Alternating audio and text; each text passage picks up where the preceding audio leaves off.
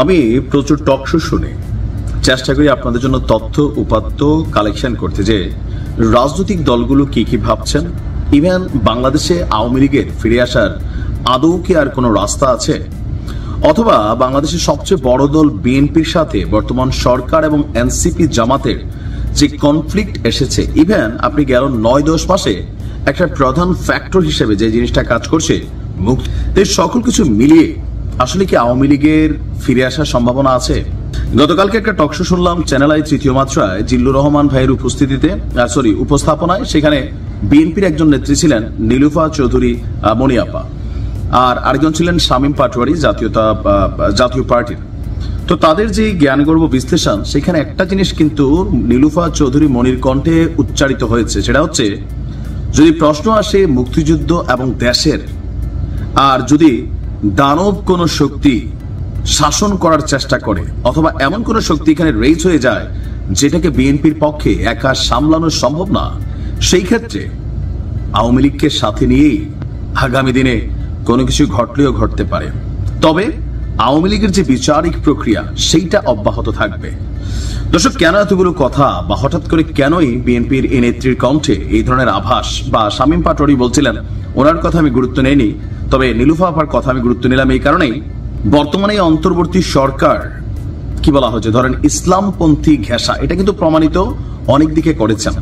আর এটাতে বিএনপি মনে করছে যে এখানে ৭১ ইস্যুটা একটা অমীমাংসিত ইস্যু হিসেবে কাজ করে যাচ্ছে। ইভেন গেল কয়েকদিন আগে যে ডায়লগ থেকে সরকার পতনে শুরু হয়েছিল যে তুমি কে আমি কে, রাজাকার রাজাকার, এই রাজাকার মানে ৭১ যে মুক্তিযুদ্ধ বিরোধী শক্তি ছিল রাজাকার, তারা না, এই রাজাকার ছিল একটা আইকনিক ওয়ার্ড যেটা শেখ হাসিনার বিরুদ্ধে তৎকালীন প্রেক্ষাপটে বিএনপি বলেন, আম জনতা বলেন, ছাত্রছাত্রীরা বলেন ব্যবহার করেছে।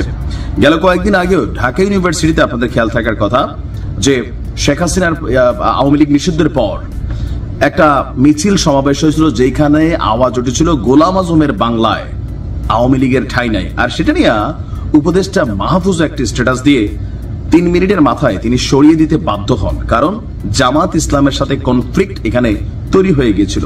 দিন আগে আবার তিনি এই ধরনের শব্দগুলো ব্যবহার করে বিভাজন না করে একটা জাতীয় ঐক্য করারও আহ্বান জানিয়েছিলেন।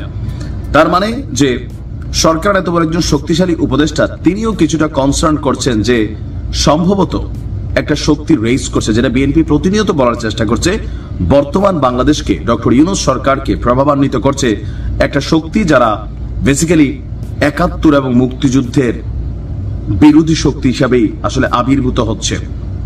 বিএনপিকে ভারতের সাথে ট্যাগ দেওয়ার যে রাজনীতি বা রয়ের সাথে ট্যাগ দেওয়ার যে রাজনীতি, সেটাকে বিএনপি মনে করছে এই কাজগুলো পাকিস্তানপন্থী চিন্তা ভাবনা বা তাদের অনলাইন ন্যারেটিভ যারা দাঁড় করাচ্ছেন তাদেরই কাজ সুকৌশলে।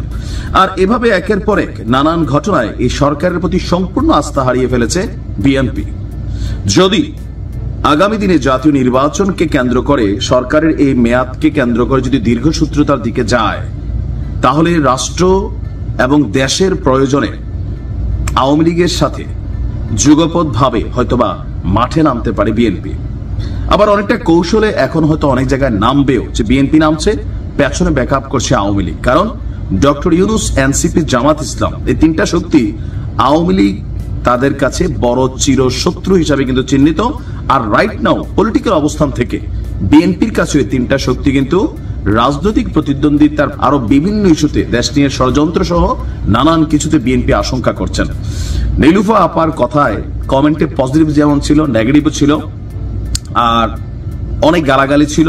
এই গালাগালিগুলো কারা করেছে আমরা জানি না, তবে আইডিয়া করা যায় এনসিপি এবং জামাত ইসলামের সমর্থক যারা আছেন তারা বিষয়টা পজিটিভ কখনোই নেবেন না, কারণ আওয়ামী লীগ জামাতকে নিষিদ্ধ করে দিয়েছিল, এখনো তারা তাদের নিবন্ধন ফিরে পায়নি। আগামী জাতীয় নির্বাচন ডিসেম্বরে হলে তারা নির্বাচন করতে পারবে কিনা এটাও একটা শঙ্কার বিষয়।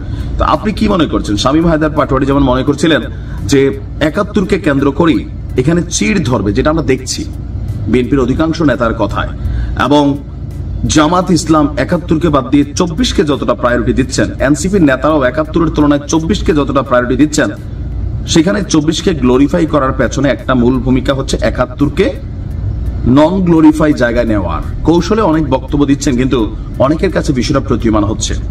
সংবিধান পরিবর্তন সহ বিভিন্ন ইস্যুতে এই জিনিসগুলো কিন্তু এখন একটা কনফ্লিক্ট ধারণ করছে। এখন কি মনে হয় আপনার যে তাদের যে সংখ্যা, এটাকে আসলে বাস্তবে পরিণত হবে নাকি জাস্ট হয়তো টকশোর মধ্যেই বলা?